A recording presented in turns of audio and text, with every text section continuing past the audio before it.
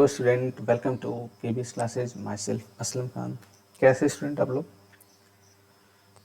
तो स्टूडेंट हम लोग बिजनेस स्टैटिक्स में मेजर ऑफ सेंट्रल टेंडेंसी के अंतर्गत अब तक मीन, मीडियन, मोड टॉपिक हम लोग कवर कर चुके हैं। आज हम आपको सेंट्रल टेंडेंसी में ही एक बहुत ही छोटा सा प्यारा सा टॉपिक ज्योमेट्रिक मीन को हम लोग डिस्कशन करने वाले हैं आज के इस लेक्चर नंबर 8 में। तो फटाफट जुड़ जाइएगा, अब पेन कॉपी लेके बैठिएगा और हम लोग यहाँ पर प्रैक्टिस करते हैं कि ज्योमेट्रिक मीन होता क्या है, कैसे इसको कैलकुलेट करते हैं इनडिविजिबल सीरीज में, डिस्क्रीट सीरीज में और कंटिन्यूअस सीरीज में। तो स्टूडेंट अगर हम लोग बात करें तो देखिए, स्टूडेंट तो देखिए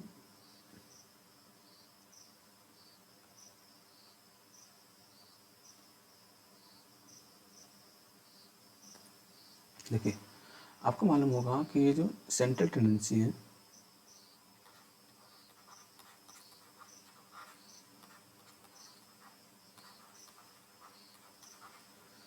इसको समझने के लिए हम लोग पहले ही आपको बताया था इसे दो पार्ट में बांटा गया है।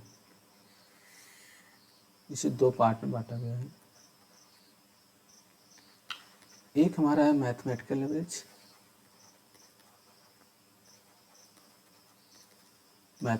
एवरेज, और एक हमारा है पोजिशनल एवरेज।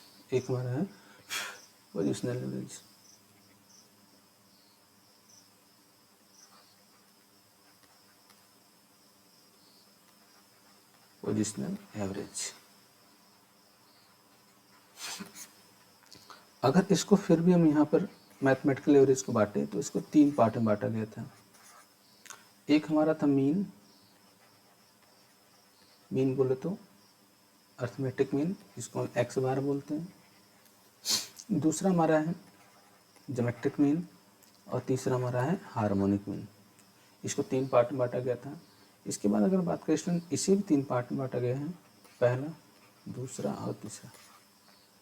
जैसे पहला आपका था मीडियन, जो कि हम लोग अब तक इस टॉपिक पढ़ चुके हैं। इसके पहले वाले लेक्चर में आपको मोड का टॉपिक मैंने बताया था। इसके बाद बात करें स्टूडेंट, ये पार्टीशन वैल्यू है, जिसमें हम डिसाइल पढ़ेंगे, पहले क्वार्टाइल पढ़ेंगे, फिर डिसाइल पढ़ेंगे, परसेंटाइल पढ़ेंगे। तो टॉपिक आपका ये लगभग कवर, ये पढ़ चुके हैं हम लोग, ये पढ़ चुके हैं और आज हम आपको ये ज्योमेट्रिक मीन पढ़ाने वाले हैं। इसके बाद वाले क्लास में आपको हम हार्मोनिक मीन पढ़ाने वाले हैं। देन इसके बाद आपको पार्टीशन वैल्यू के अंतर्गत क्वार्टाइल, डिसाइल और परसेंटाइल पढ़ाएंगे। तो आई होप आपको स्टूडेंट समझ में आ रहा होगा कि आज हम लोग क्या पढ़ने वाले हैं। चलिए स्टूडेंट आगे बढ़ते हैं। तो देखो यहाँ पे आगे आपके स्क्रीन पर मीनिंग ऑफ ज्योमेट्रिक मीन।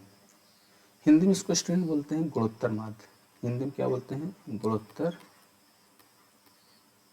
माध्य। क्या बोलते हैं इसको? गुणोत्तर माध्य, ज्योमेट्रिक मीन।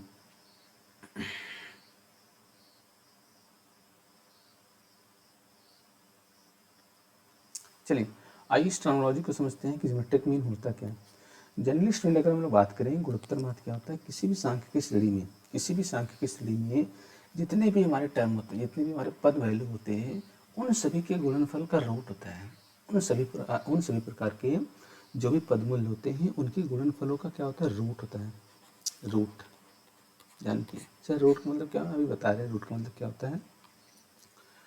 ठीक है स्टूडेंट, तो यहाँ पे देखो क्या कर रहा है कि geometric mean the nth root. ध्यान रखिए, ज्योमेट्रिक मीन कर रहा है nth रूट, मतलब जो भी हमारा प्रोडक्ट का नंबर होगा, उसका रूट होता है। Geometric mean is the nth root of the product. ये देखिए, geometric mean is the nth root of the product of n positive number. ये हमेशा क्या होता है? पॉजिटिव नंबर का रूट निकाला जाता है। इस बात को ध्यान रखिएगा, निगेटिव का नहीं।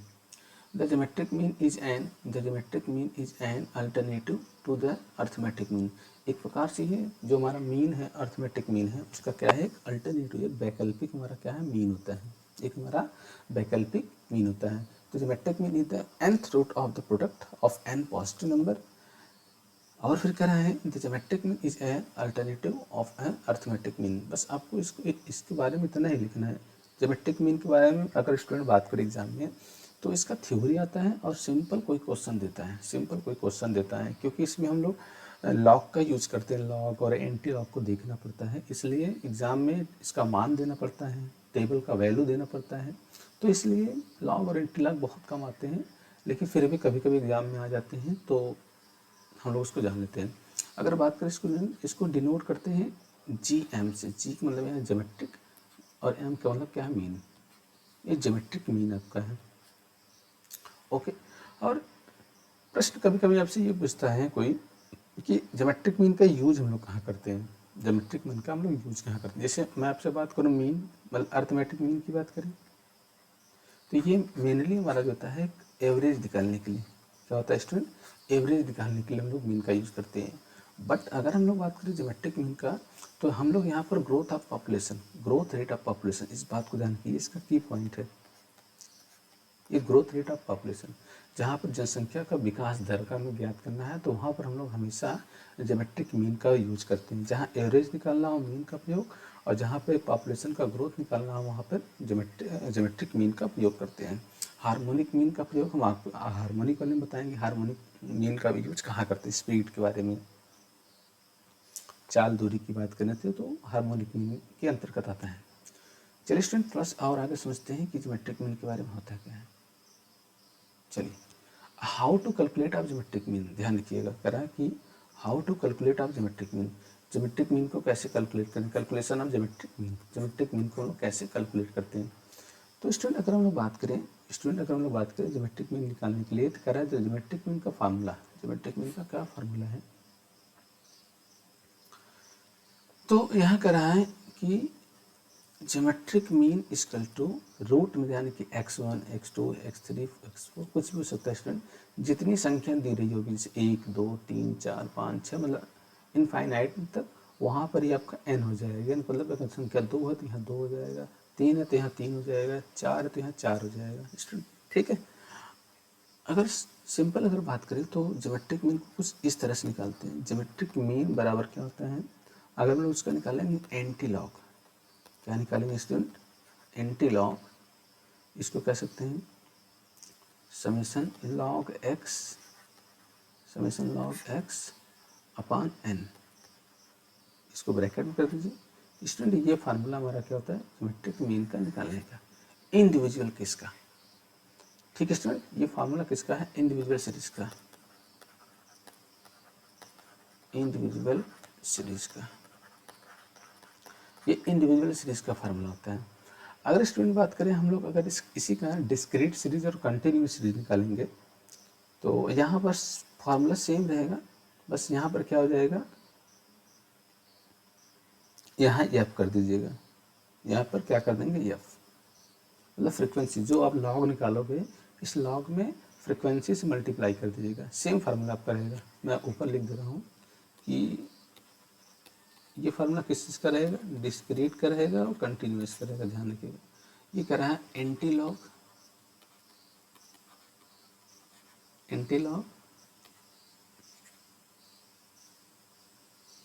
F summation log x upon summation f बोलो या एन बोलो, ये हमारा डिस्क्रीट सीरीज का रहेगा और किसका रहेगा, कंटिन्यूस सीरीज का रहेगा,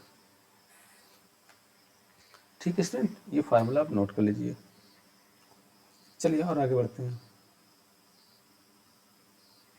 एक एग्जाम्पल पर समझते हैं हम लोग। सर इसका एक एग्जाम्पल बहुत अच्छा, तो स्टूडेंट अगर हम बात करें तो जिसका ज्योमेट्रिक मीन निकालोगे तो ज्योमेट्रिक मीन बराबर मैंने क्या बताया आपको, रूट में। आप डेफिनेशन भी देखिएगा मैंने क्या होता है इसका रूट, रूट का मतलब यही है, ये देखिए आप ये देखिए, अगर nth root of the product, जो भी हमारा प्रोडक्ट है उसका nth रूट आपको निकालना है, ठीक है। तो देखिए यहाँ पे दो टर्म दिया है, एक 2 टर्म, एक 4 दिया है, एक 9 दिया है, then find out the geometric mean. दो संख्या दिया 4 और 9, इसका ज्योमेट्रिक मीन आपको निकालना है, तो ये हो जाएगा यहाँ पर रखिए स्टूडेंट 4 और ये रखिए 9, ये संख्या कितनी 2, मतलब इसका मतलब क्या होगा 2nth हो गया इसका।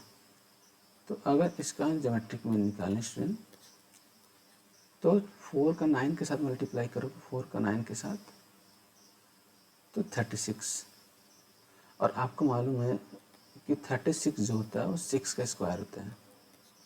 36 क्या होता है? 6 का स्क्वायर होता है। ठीक है स्टूडेंट, 36 क्या होता है? 6 का स्क्वायर होता है। समझ में आ रहा है?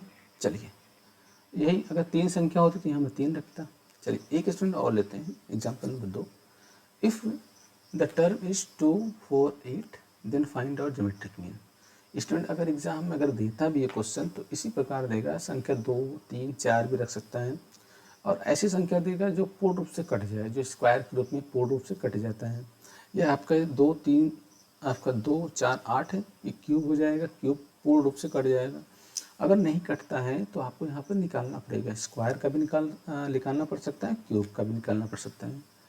दूसरा क्वेश्चन कह रहा है इफ़ देयर इज 3 टर्म, यहाँ पे 3 टर्म दिया है, एक टर्म 2 है, एक 4 है और एक 8, then find out geometric mean. अब संख्या क्या दे दिया? 3 संख्या दे दिया है, 2, 4 और 8। फिर इसका कह रहा है, तो स्टूडेंट अगर हम बात करें तो इसका ज्योमेट्रिक मीन बराबर क्या आ जाएगा? देखिए कड़ी यही √2 × 4 × 8, 1, 2, 3, यहाँ 3 लगा दीजिए, बस सिंपल है। अगर हम मल्टीप्लाई करें तो 4 दूनी 8 और 8 के साथ करेंगे स्टूडेंट, यह रहा रूट में 64। अब चूंकि स्टूडेंट ये क्या 3 है, 3 का मतलब क्यूब हो गया। आपको मालूम होगा ये जो हमारा 64 है स्टूडेंट, ये 4 का हमारा क्या क्यूब है, 4 का क्या क्यूब है सर, मतलब 4 × 4 × 4। अगर इसको अब 4 चौक 16, चौका 64, इसका मतलब ये हमारा क्या होगा? 64। तो अगर इसका अगर हम ज्योमेट्रिक मीन निकालेंगे तो 4 आ जाएगा आंसर। इसका ज्योमेट्रिक मीन निकालेंगे तो इसका आंसर आ जाएगा 4। तो 2 संख्या का मैंने बता दिया स्टूडेंट, और एक संख्या मैंने 3 का भी बता दिया। अगर इसी प्रकार 4 रहेगा तो 4 आप यहाँ कर दीजिएगा, उसका पावर 4 लगा दीजिएगा, वही हमारा होता है nth रूट। चलिए आगे बढ़ते हैं। थोड़ा सा ऐसा क्वेश्चन लेते हैं जिसमें हम आपको लॉग और एंटी लॉग को भी दिखाने का प्रयास करते हैं। एक सवाल और लेते हैं स्टूडेंट, आई होप आपको समझ में आ रहा होगा ज्योमेट्रिक मीन कैसे कैलकुलेट किया जाता है। आइए एक क्वेश्चन लेते हैं स्टूडेंट। क्वेश्चन कर रहा है कि मंथली इनकम, ध्यान के कर रहा है, एक मंथली इनकम इन रुपीज़, रुपये में दिया है, ऑफ 10 फैमिली, 10 परिवार का एक मंथली इनकम दिया है, आर एज फैलो। संख्या कर रहा है 85, 70, 15, 75, 500, 8, 45, 250, 40 एंड 36। ये आपका टोटल 10 नंबर है, ये फैमिली है। ठीक है, फैमिली एक तरह इसको सॉल्व कैसे करेंगे देखिए, फैमिली 1, 2, 3, 4, 5, 6, 7, 8, 9, 10, एन बराबर कितना हो गया स्टूडेंट हमारा 10।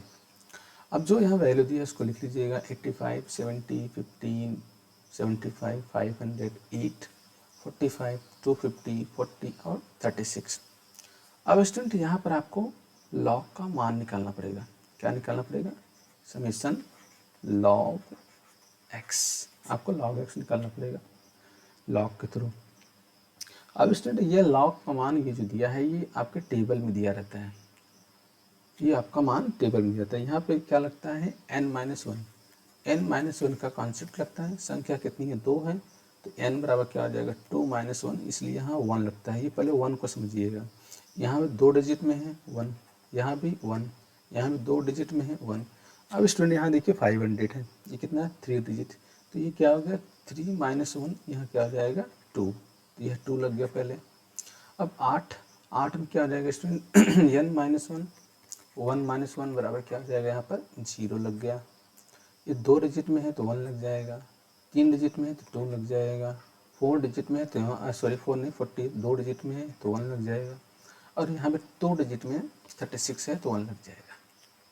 इसमें पहले ये दशमलव के पहले जो अंक लगा है 1, 2, 3, 4 कुछ भी हो सकता है, यहाँ कभी कभी बार भी लगा रहता है तो वो भी बताएंगे। पहले इसको लगा लीजिए। अब स्टूडेंट अब यहाँ पर लॉग का मान आप देखेंगे, हो सकता है आपके बुक के पीछे दिया रहता है लॉग, तो चूँकि वहाँ स्टूडेंट हमारा 10 से स्टार्ट होता है और लगभग 99 तक जाता है, 100 तक ही जाता है। तो स्टूडेंट अगर इसका लॉग का मान अगर आप देखेंगे तो आपका मान दिया होगा अब 85 की 85 दिया है, तो 85 का आप देखेंगे जीरो पे देखेंगे, तो 85 का अगर आप जीरो देखेंगे तो आपका मान दिया होगा 9294, 9294। 70 का इसी प्रकार आप देखेंगे जीरो पे देखेंगे, क्योंकि आगे 70 दिया होगा, 1 2 3 4 5 ऐसे दिया होगा, तो उसको वहाँ पे देख लीजिएगा आप 70 का जीरो पर। 15 का अगर जीरो देखेंगे तो आएगा 0.1761। इसी प्रकार 75 का 8751। अब स्टूडेंट ये देखो 500 टेबल में चूँकि मैक्सिमम 99 तक दिया होगा, अब 500 को तो हम देख नहीं पाएंगे। इस केस में हम लोग क्या करेंगे, क्योंकि यहाँ 2 ऑलरेडी लग गया है, तो 50 का जीरो पे देखेंगे, 50 का जीरो पे देखेंगे तो 6990 आएगा। इसी प्रकार स्टूडेंट हमारा ये क्या है 8। अब चूँकि 10 से नीचे हमारा होता नहीं है, अभी 8 कैसे देखेंगे, तो इस केस में हम लोग क्या करेंगे स्टूडेंट, 8 का हम लोग 80 देखेंगे, 8 का 80 देखेंगे तो आएगा 9031 पे आएगा। 45 स्टूडेंट क्या है 45, 45 को देख लीजिएगा जीरो पर। सर जैसे मान लीजिए यहाँ पर सपोज करिए आपका यहाँ 2 रहा होता 452, तो स्टूडेंट हम लोग इसका 45 का तो 2 पे देखते हैं। अब कुछ भी नहीं बोला तो यहाँ पे हम जीरो देखेंगे, ये मैं आपको समझाने का प्रयास कर रहा था। यहाँ 3 दिया तो इसको 3 पे देखिएगा, 4 दिया जाएगा 4 पे देखिएगा, ठीक है। 3 आपका क्या रहा है 250, 250 का 2 लग गया, तो 25 का जीरो पर, 40 का जीरो पर और 36 का जीरो पर। अब स्टूडेंट क्या करना है, सारे लॉग को क्या करना है सम करना है। यहाँ पे सम किया गया है, समेशन लॉग एक्स 17.6373 17.6373 आपका आया है लॉग। अब इसका ज्योमेट्रिक मीन कैसे निकालेंगे, तो हमें पहले तो एंटी लॉग भी निकालना है, तो यहाँ पे इसका वैल्यू रख लीजिएगा, समेशन लॉग एक्स बराबर ये आपका 17.6373 और संख्या कितना है स्टूडेंट, ये हमारा क्या है 10 है, तो 10 से डिवाइड कर दिया गया, ये 10 से क्या किया गया डिवाइड किया गया।